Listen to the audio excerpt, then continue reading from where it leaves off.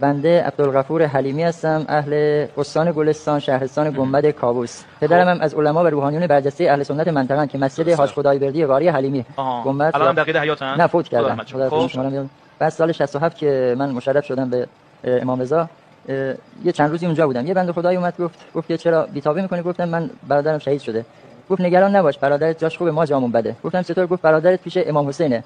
من با اینکه به قول معروف دیگه خانواده کاملا مذهبی، پدر آخوند، پدر بزرگ آخوند، توی مسجد و حوزه بزرگ شده بودم، تا اون موقع که 10 سالم بود از امام حسین چیزی نشنیده بودم. یعنی در اون منطقه محرم و عزاداری اینها نه هیچ اسمی محرم برگزار میشد، ولی خب ما منطقه‌مون منطقه ترکمنشین بود، همه اهل سنت. بله. خب بعد اومدم خونه، گفتم پدر امام حسین کیه که میگن برادرم پیش اونه؟ خب 10 سالم بود دیگه، کنجکاوی. بعد گفت که نبی رسول الله بود. گفتم چرا میگن برادرم پیش اونه؟ گفت چون شهید شده. این گذشت تا اینکه یه چند سالی که گذشت، من تو محرم‌ها میرفتم، هیئت‌های برادرای شیعه، فقط میشستم گوش میکردم، میدیدم حس خوبی بهم میده، یه آرامش. یعنی روزه‌ها و هیئت‌ها. بله فقط نگاه میکردم این دسته‌های عزاداری رو، نوع‌ها رو. سال 75 که من وارد دانشگاه شدم، رشته‌ام حسابداری بود، یه چند تا شبهه‌ای برام پیش اومد. خب به واسطه اینکه خب پدرم آخوند بود، این سوالات اول از پدرم پرسیدم. خب قانع نشدم، ارجاع داد به علمای دیگه و حوزه‌های دیگه که متاسفانه یعنی اثر خودشون باز کردن. بله سوالو یادتون هست اون موقع؟ بله. چند سالتون بود موقع 20 سال مثلا؟ بله دانشجو رشته حسابداری بودم. اولین سوالم این بود شأن نزول سوره کوثر چیه؟ این سوره برای چی نازل شده؟ چی رو میخواد بگه؟ بله. بعد گفتم که خب چون رسول الله سختی زیاد کشید، خدا بهش وعده چشمه کوثر رو داد تو بهش. گفتم خب این یه بعد قضیه است، چرا نازل شد؟ کوثر اشاره به چیه؟ این چشمه باید برای اینکه ماهیت چشمه بودنش رو اثبات کنه یه جوششی داشته باشه. من اینجوری برداشت کرده بودم، گفتم که اگر چشمه رو حضرت فاطمه زهرا در نظر بگیرم، اون جوششش میشه اهل بیت. بعد این برداشت رو گفتن که تو کفر میگی. عجب. بعد سوال دومم در رابطه با حدیث ثقلین بود.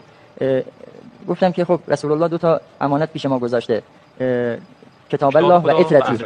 گفتن نه، اطرت نیست، سنتیه. گفتم اگر نقلی که در منابع اهل سنت هم هست. گفتن اگر سنت هم باشه، سنت رسول الله شامل پیروی از حرف اونم میشه. بعد سوال سوم در رابطه با همین مباحث قدیر بود.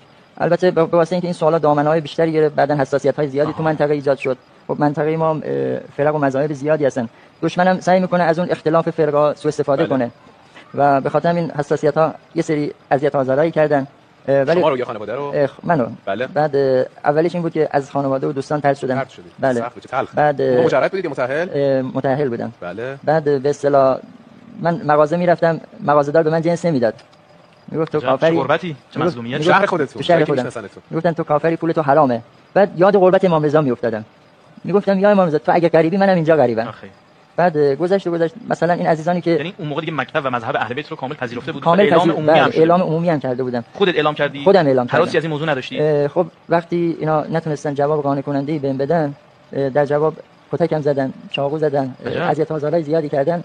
گفتم خب جوابی ندارید، پس ولی دست برنداشت. بله.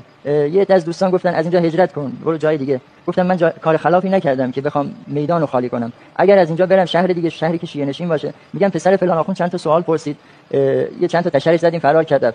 گفتن نهایتش خانه آخرش بخواد جون من باشه، خب میمیرم، شهید میشم، پیش برادر شهیدم میرم. بله. وایسادم محیط کارم، این عزیزان می اومدن، هیچ موقع بروشون نیاوردم که یه روزی تو کوچه پس کوچه اذیتم کردن، توهینم کردن. مسائل گذشت تا اینکه پدر ما یه 2 سالی زمینگیر شد. با اینکه ما 7 برادر بودیم، توفیق شد که من پرستاری پدر بکنم. الان ساکن کجایید شما؟ الان ساکن گنبدم. بعد 2 سالی که توفیق شد پدر ما رو به اصطلاح خدمت کنیم، یه 6 ماه قبل از مرگش گفت که تولیت مسیرم باید این باشه. شما یعنی؟ بله. الان خدا رو شکر الحمدلله تولیت مسیر پدر رو دارم، ساکن مسیر اهل سنتم. همه عزیزان منطقه میدونن که من شیعه‌ام، ولی هیچ موقع بهشون بی احترامی نکردم. سعی میکنم که اون وحدت بین این عزیزان حفظ بشه.